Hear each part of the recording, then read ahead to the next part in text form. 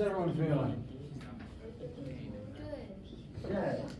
Any questions before we get started today?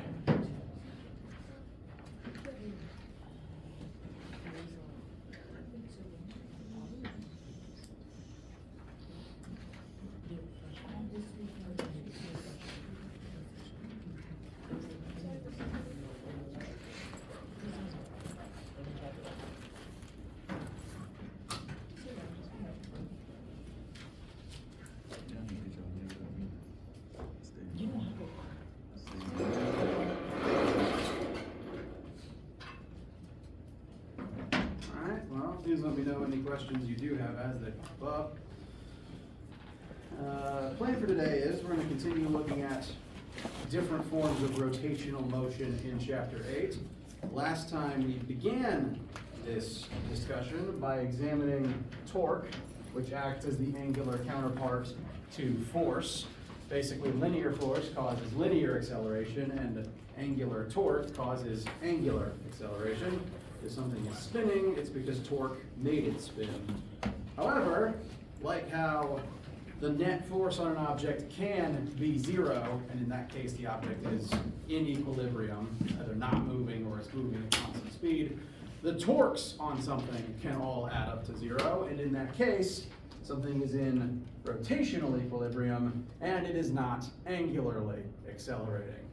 Best example of that that we talked about already was the case of a stationary seesaw.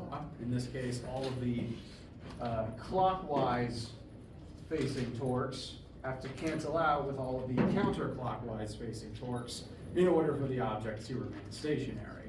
But any object that is either not spinning at all or is spinning at constant speed is considered to be in rotational equilibrium, and that means all of the torques on it must add up to zero. There's a couple different scenarios involving that, so I want to start off today with another example. Rather than a seesaw, where there's two different forces on two different sides of a fulcrum, here we have two different forces on the same side of a fulcrum. This is a little uncommon these days, but this is a flagpole that is bolted to a hinge on the wall.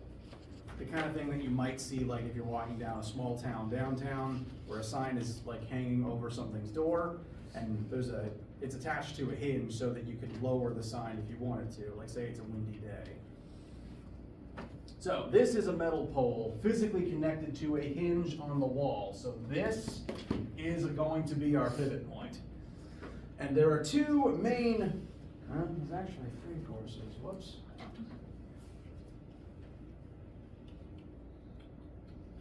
I just realized this doesn't match reality all that great. One sec, gotta change the wording.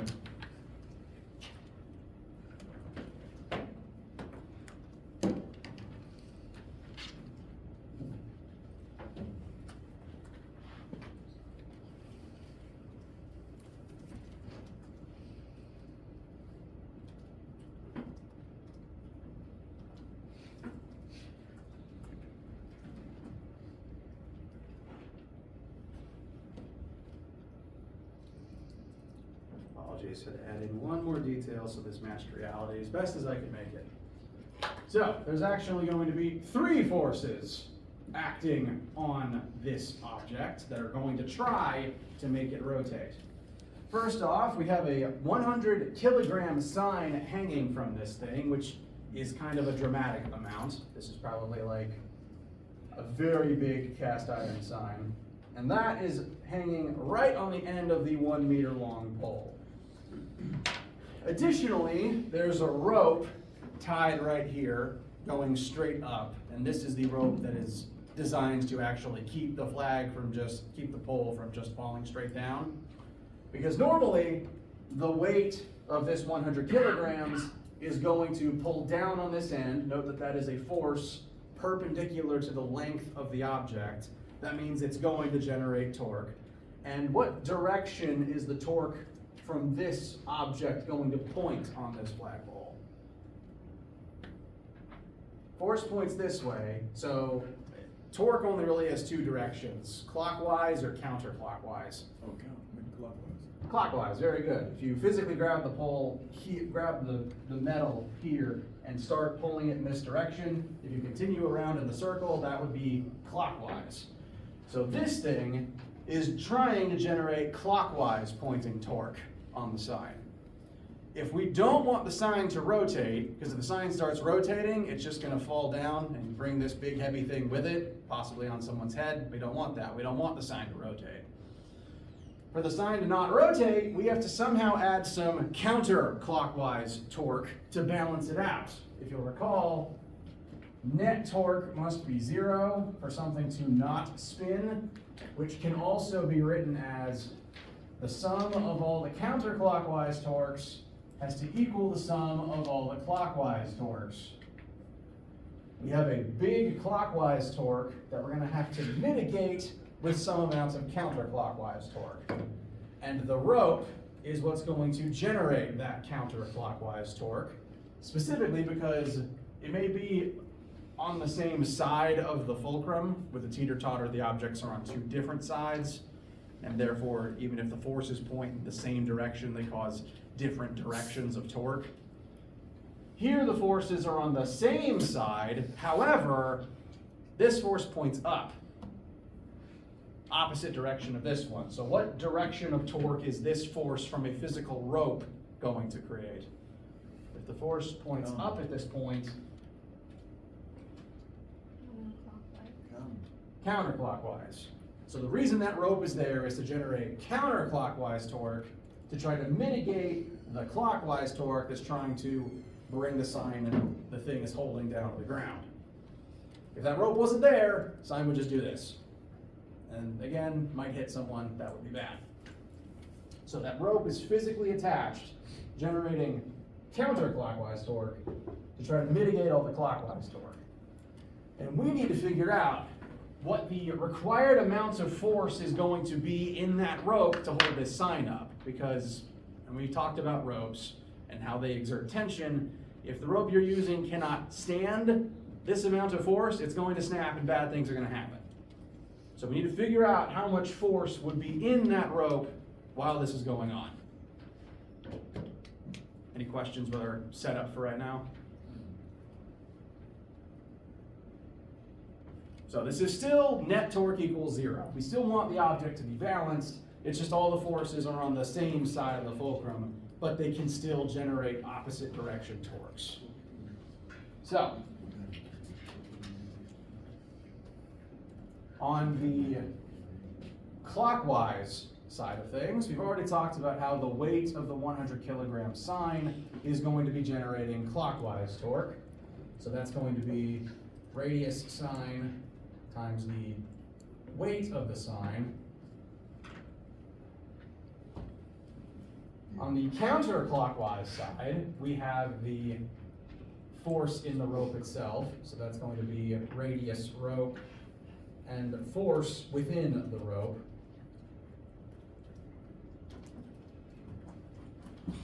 Now I'll strip myself up.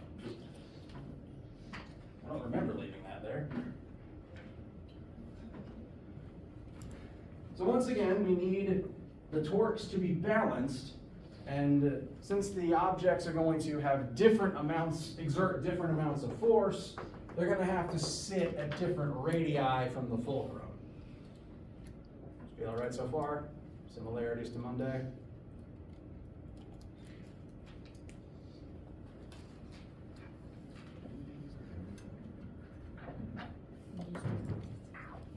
Basically, we are combining balanced torque with this formula for torque. Torque equals linear force times the radius it's acting from the fulcrum. So this is our fulcrum. Each of these forces are acting some distance away from it, generating ideally the same amount of torque.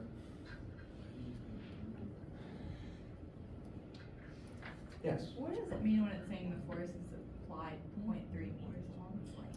So, I'm going to roll the board up. The flagpole itself is 1 meter long. So this sign's weight is being applied 1 meter from the axis, from the fulcrum. This position, where the rope is tied, is instead 0.3 meters along the length of the flagpole. So the rope's radius is going to be 0.3, and the physical sign's radius is 1 meter. Does that explain that? Yeah, sorry, that didn't make sense. It's all right. I'm glad you asked. I haven't mentioned it yet.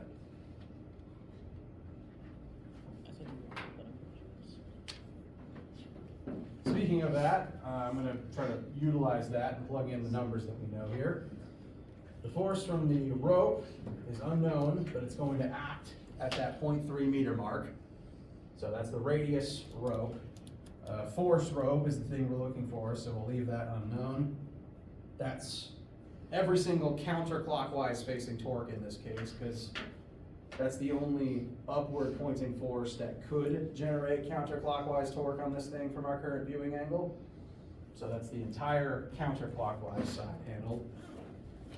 Meanwhile, on the clockwise side, we determine the sign itself is going to generate clockwise torque. That the weight of the sign is acting at a radius of 1 meter from the hinge, and the sign's weight is going to be equal to 100 kilograms times 9.8.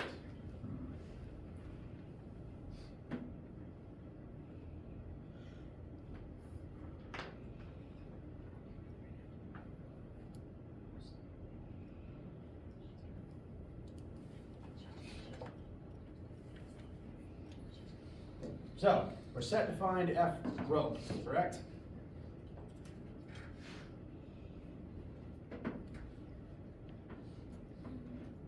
All right. Now, I did something a little tricky here, because there is secretly a third force. There's secretly a third force here. Gravity, but gravity acting on what?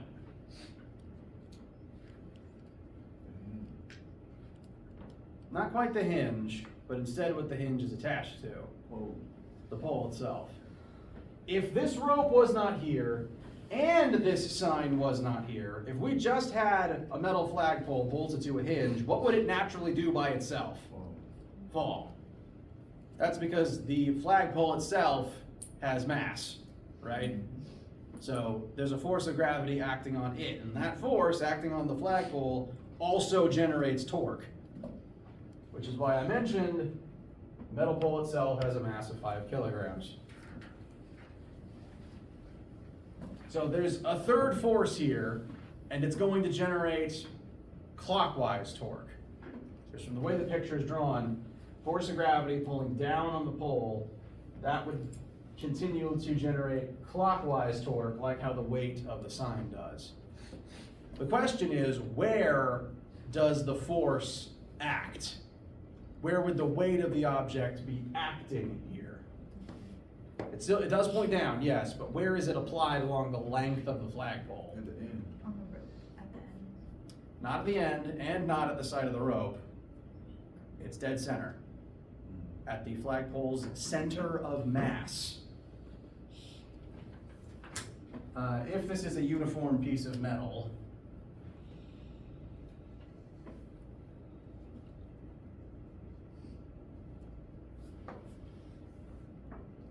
red markers die. If this is a uniform piece of metal, most objects like this will have what's called a center of mass located physically dead center of the object. And an object's center of mass can be considered to be the spot where the entire object is, at least in terms of how gravity affects it. Remember when we were talking about the moon orbiting the Earth? And how the distance between the two isn't actually the distance from surface to surface, but the distance from core to core, and that's what determines the gravity between them? That is because the physical center of gravity, the center of the object's mass, is the source of its gravitational effect. And likewise, that's the one spot where you can kind of consider the entire object to be. You could shrink the Earth down to the size of a pinhead. As long as it was in the same spot, it would create the same amount of gravity, because it would have the same mass. An object center of mass can be considered to be the one point where the entire object rests. So, the center of mass of this flagpole would be halfway down its length at 0.5 meters, and that is the position where its own weight will act. So there's, once again, a third force here, which means that there is two torques contributing to the sum of all the clockwise torques. Again, this says the sum of all clockwise torques, and there's two different forces making clockwise torque here. So that's why the right side now has two things on it. They add together to become the total clockwise torque. And that total clockwise torque is what has to be mitigated by the total counterclockwise torque. So the rope has to factor in the weight of the physical flagpole itself. If you don't factor that in, rope might snap. How's this feel so far? Center of mass is kind of the new thing we're talking about today. Yes? Does like the hinge to where the pole is connected to, like does that affect the force? It's like The distance from the hinge to here affects the torque that the force generates. Because this is the fulcrum, bless you, whoever that was. This is the fulcrum, and when determining torque, you have to measure the distance from the fulcrum that the force is applied. okay. So if the flag's center of mass is, if the pole's center of mass is halfway down its length, that means that its own weight will act at 0.5 meters, since it's 1 meter long, halfway down would be 0.5. Its entire weight is going to act here, which is 0.5 meters away from the hinge. The hinge itself doesn't matter because it is the hinge. Its radius from itself is 0. Okay. But the radius of everything else from it matters. Does that answer the question? Mm-hmm. Okay. So, if we want to factor that in, again, weight of the flagpole itself at the location of its own center of mass. So, that would be 0.5 times 5 kilograms times negative 9.8.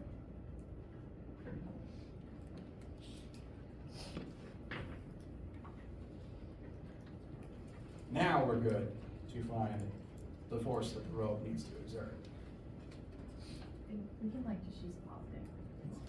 Yes, I will admit, the negatives here do kind of make the answer a tiny bit weird. That is okay in this specific context.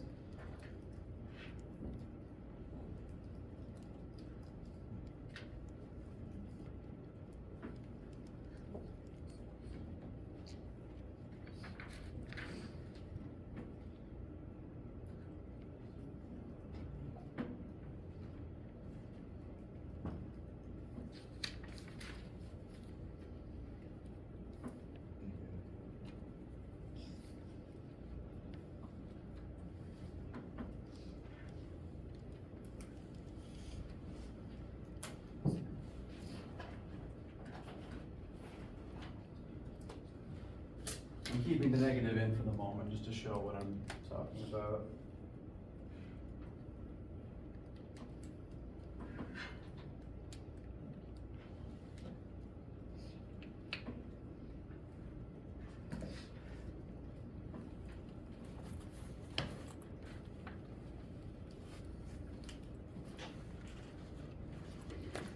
I got, please let me know if your math differs from mine.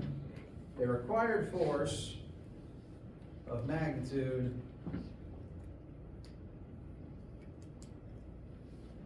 about 3,350 newtons. You guys agree? All right. Now, I'll admit the negative here is kind of odd. The magnitudes of the torques do need to equal each other, but the directions are a little odd because we've got them separated by the two sides. Note that everything on this side is inherently negative because all the forces point down. If we brought this over to the other side, they'd all add up to 0, correct? And in order for them to all add up to 0, this torque would have to be positive on this side. Positive added to these negative numbers. So when viewed from this perspective, net torque equals 0, I feel it makes sense, but because I brought them over to the other side first, that's kind of what introduced the negative sign to the overall answer. In this case, really what we just need is the magnitude of that number. That would be the required strength of the force at that rope to hold the sign up, which is a lot of force. This is not a very well-designed sign. They should just build something lighter. That's like my mass. Main thing I want to talk about here is begin discussing center of mass, center of gravity, and also noting that there can be more than 2 torques acting on something. It's not always going to be 2 torques canceling out. Sometimes 1 torque has to mitigate 2 or more other torques. Sometimes multiple torques have to all add up to 0, like how multiple forces can add up to 0. I feel okay for right now?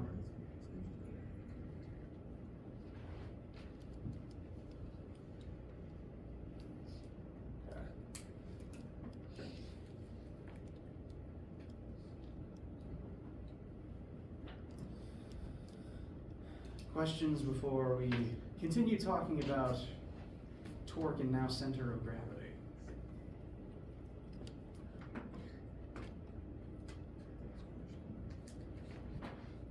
All right.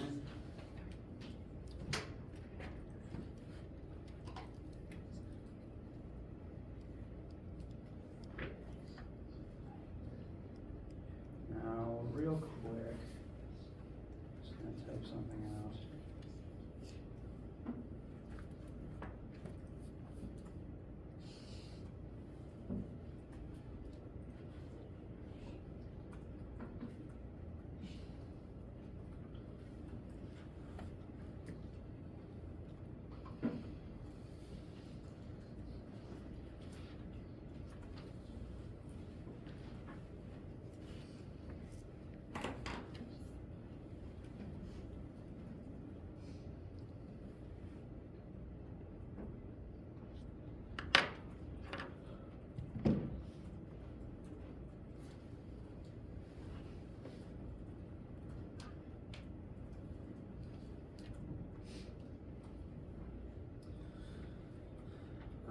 Want to make sure that the information I just said about center of mass is something that you can copy down. So, for visual learners in the room, center of mass, this is a new this is what I was saying a second ago about how the weight of the flagpole is factoring in. An object's center of mass is considered to be the one spot where its entire mass can be treated as if it rests in that one position. It's sometimes alternatively called center of gravity. Those terms are synonyms, so if I switch between the two, I apologize. I mean the same thing. This particular location is often dead center of a uniform object. I consider uniform objects to be something that is made out of one single material and is a uniform geometric shape that has a center. So things like spheres and cubes and,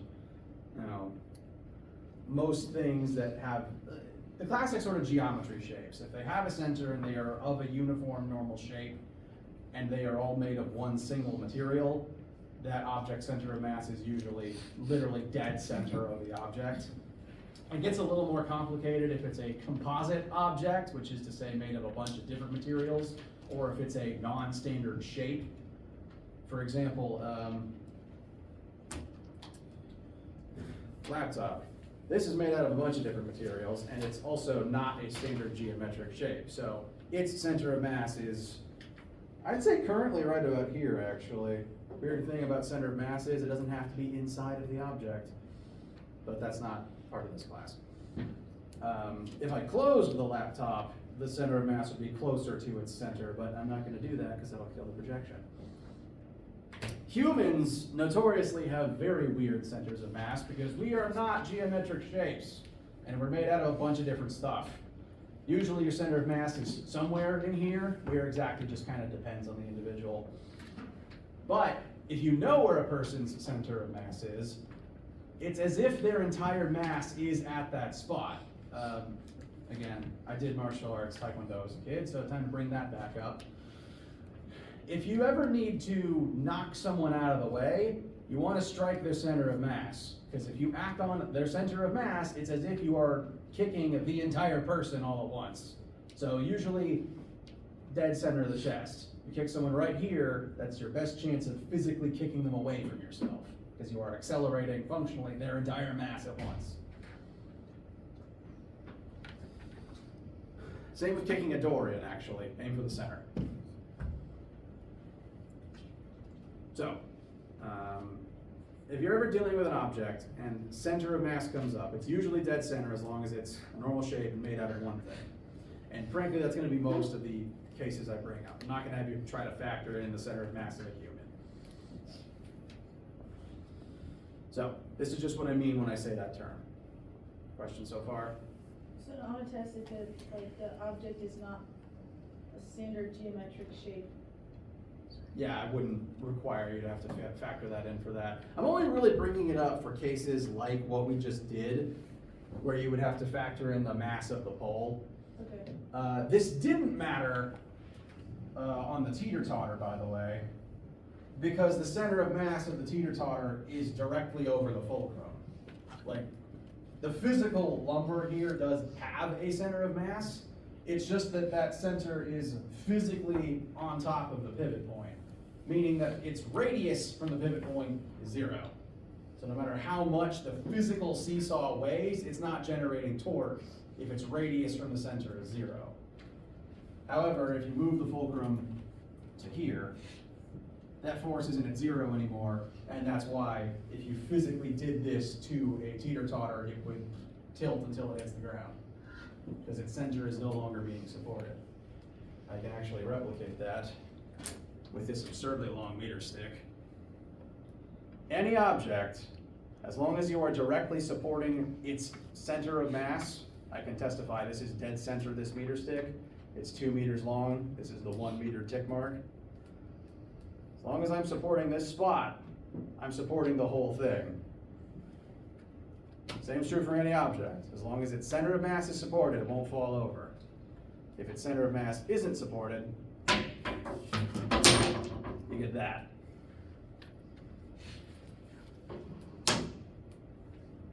So pro tip, if you're stacking objects, make sure the center of the object is supported. I can kind of show that with my water bottle. Nope, it's not even straight on the bottom, but even if it's slightly tipped over the edge, as long as its center is on the table, it's fine. So, useful tip, in my opinion. And again, that's primarily going to matter for cases like this, where you just have to consider that the center of mass isn't supported. Here, if the fulcrum was there, it is supported, so its mass doesn't matter. That might come up in lab this week if you haven't had it yet. Now, main thing I would like to move on to today now. First of all, any questions before I switch gears? All right. Main thing I'd like to talk about now is what happens when net torque does not equal 0. When net torque and net force do equal 0, the object isn't accelerating, either linearly or angularly, and we call that sometimes we call it a static situation if nothing's moving, but you can't have equilibrium while in motion, so we just call that equilibrium in that case. Balanced forces, balanced torques, no acceleration. However, it is entirely possible and likely to have imbalanced forces and imbalanced torques. And in these cases, you do not have equilibrium. You have a dynamic situation where something is going to accelerate. So like if linear net force isn't 0, an object accelerates, correct? From Newton's second law. Likewise, since torque is the counterpart to force, if net torque isn't 0, an object is going to begin angularly accelerating, which is to say, it starts rotating. If net torque is not 0, something will begin spinning if it wasn't already. Now, comparing these two formulas directly, I hope seems fairly straightforward. You've got torque equals mass counterpart times an acceleration. The weird part that I haven't addressed yet is that I in the torque formula. Unfortunately, note how here, in the old formula, linear force equals straight up normal mass times acceleration. And mass is convenient. You can put an object on a scale and figure out its mass. Frustratingly, at least in my opinion, mass has an angular counterpart. You can't just put mass in this formula. I wish it was just torque equals mass times alpha, but it isn't. It's torque equals moment of inertia times angular acceleration.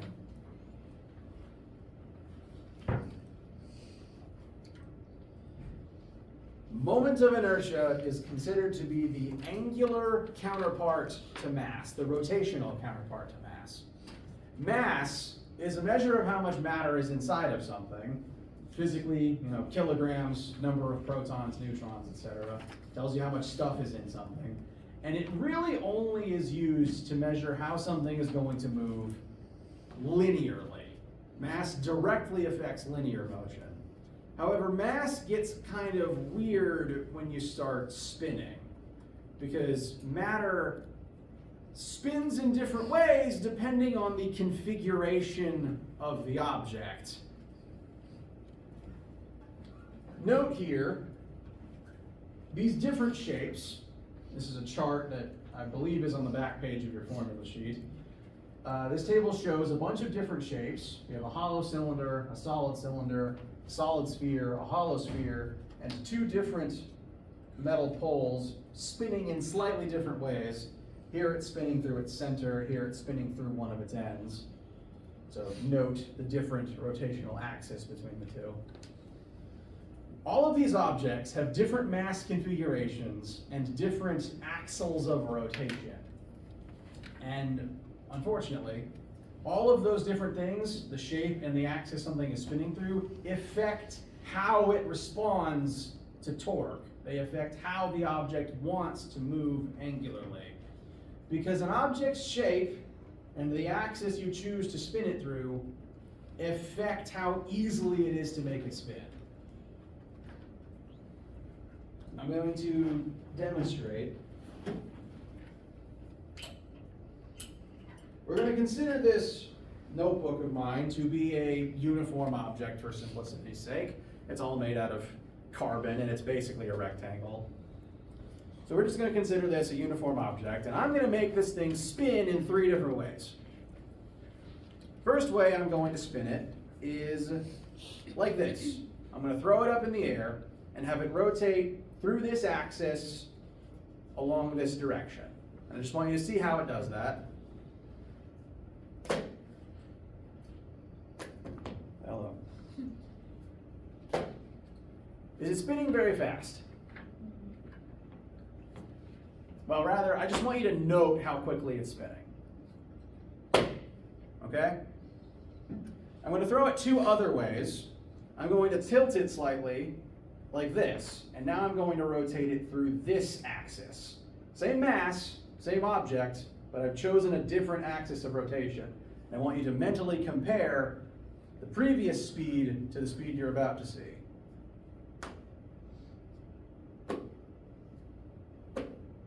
I'm going to go back to the first way real quick.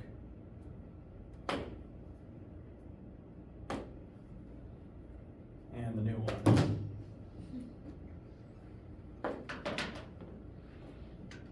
Which way is faster? First one. It's not a huge difference, but it is a difference. Doing it this way, it spins slower than this way. Ow. So the way it's spinning affects how it spins, even if it's the same object with the same mass. I didn't change the kilograms of the object, I just changed which axis it was spinning through.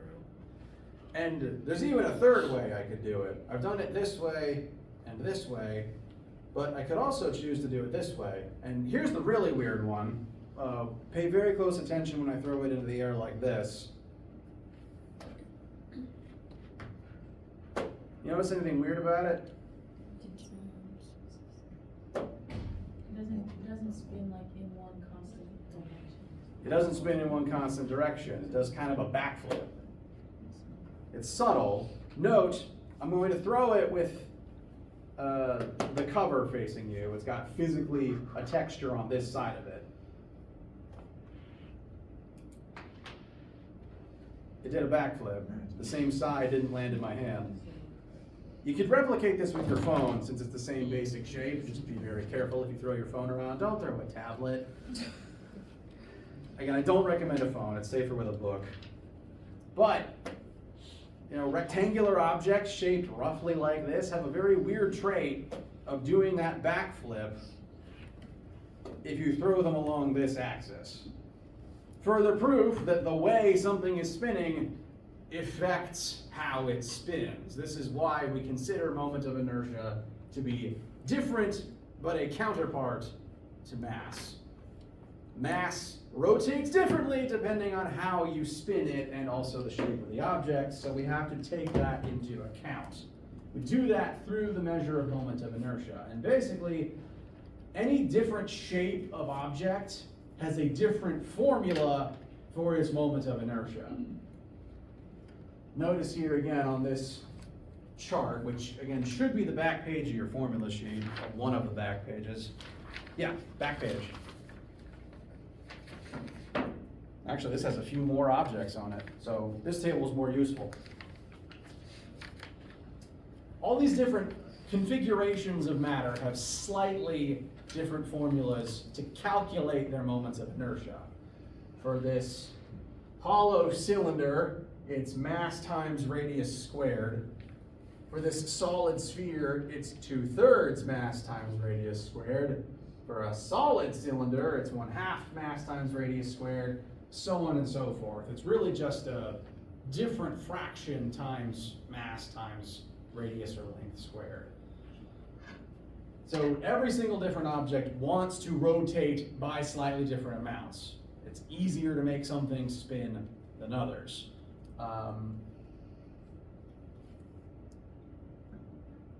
Smaller moment of inertia means something's easier to spin. So actually,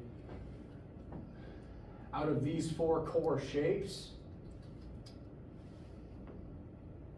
the sphere is the one that rolls the easiest, and that's why tires are round. That's one reason why tires are round. Speaking of tires, though, I can kind of demonstrate what I was talking about with the book with this too. Tire wants to rotate like this, right? It's easiest to spin it like this. However, I could choose to spin it like this. Is this as easy? No. It's a lot slower, and it also wouldn't really work very well on a bike like this. So again, the way something's spinning affects how much it wants to spin. If its moment of inertia is bigger, it's going to resist spinning that way. If its moment of inertia is smaller, it's easier to make it spin that way. Kind of like how, linearly speaking, bigger masses are harder to move around than smaller masses. How's this feel so far? Now you have this chart, or one very similar to it, on your formula sheet, so you do not have to memorize any of these. You have access to this. So whenever, say, a question mentions you may treat an object as a sphere for the purposes of calculating moment of inertia, that means you can look at this table, find the specific formula for a sphere's moment of inertia, and use that. I will always tell you what shape you can count an object as, so you may consult this chart. Alternatively, I might say, expect you to use this formula, give you torque and angular acceleration, and you can find moment this way. So, when I say moment of inertia, I mean the angular counterpart to mass, and the variable for that is I for inertia. Capital I. Questions so far? All right. Let's do one quick example with this before we break for today. Yo-yos. Those are spinning objects. In this particular case, we have a yo-yo with a normal old-fashioned linear mass of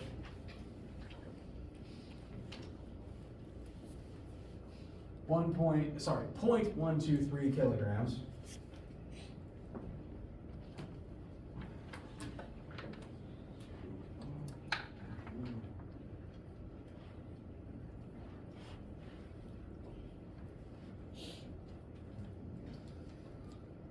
Physical yo-yo. I'm just going to draw it like a cylinder that we are looking at from the side.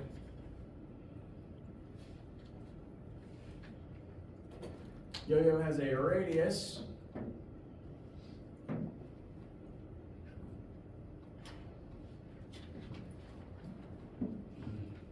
.1 centimeters.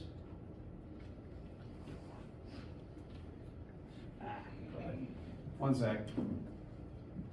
I edited this yesterday, but not as much as I needed to.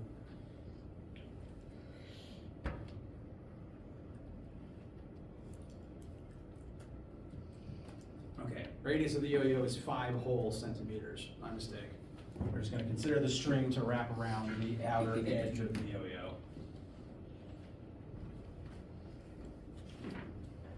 I just had one of my good markers. There it is. So the radius of the yo-yo is 5 centimeters. That means that the string is going to wrap around it 5 centimeters away from its center. Does that make sense? All right.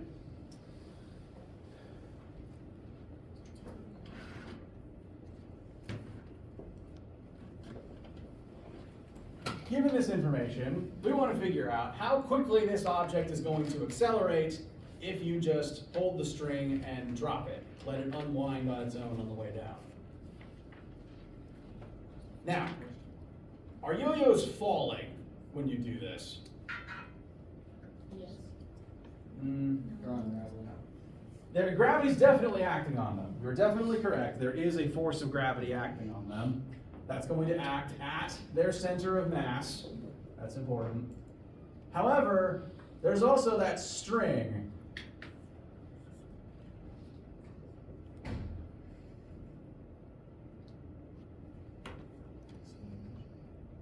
that is also acting on them.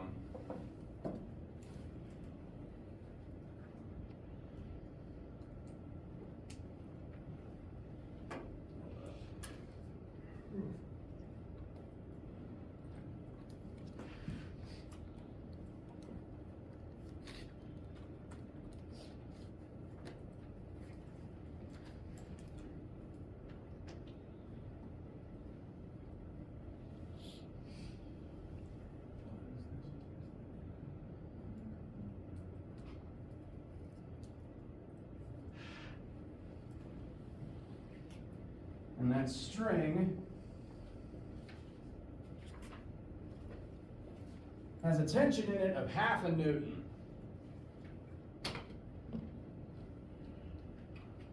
So that is 2 different vertical forces acting on this particular object.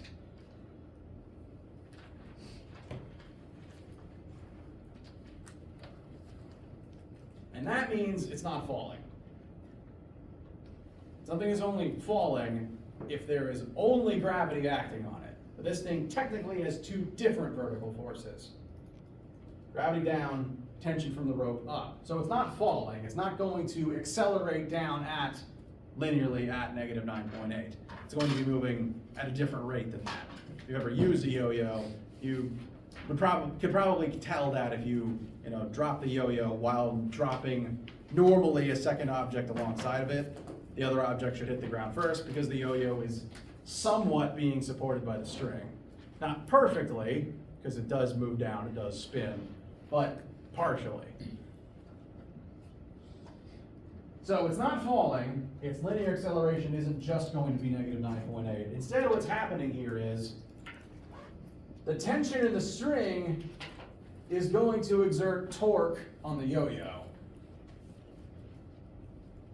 The weight of the yo-yo doesn't generate any torque because that weight is acting at the object's center, which happens to be the axle that it spins around. Yo-yos rotate around their centers, correct? So the middle axis here is the axis of rotation, and the yo-yo's own gravity is going to act on that spot. However, the tension in the rope acts a distance away from that spot. So the tension in the yo-yo, the tension in the string, creates torque, and the torque is what makes it spin.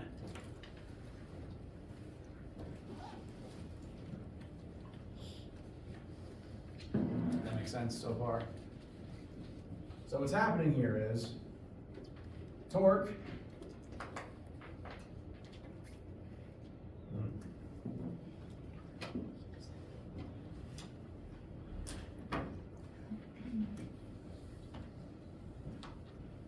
from that rope is going to cause the yo-yo to angularly accelerate based on its moment of inertia. And we need to figure out that angular acceleration. To do that, we have to figure out how much torque the string is creating and what the yo-yo's moment of inertia is. Questions? Question?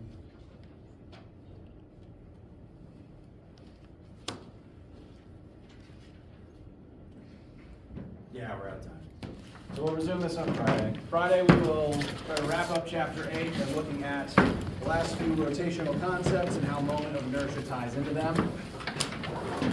If you have any questions or need anything till then, and have a great day. Yes.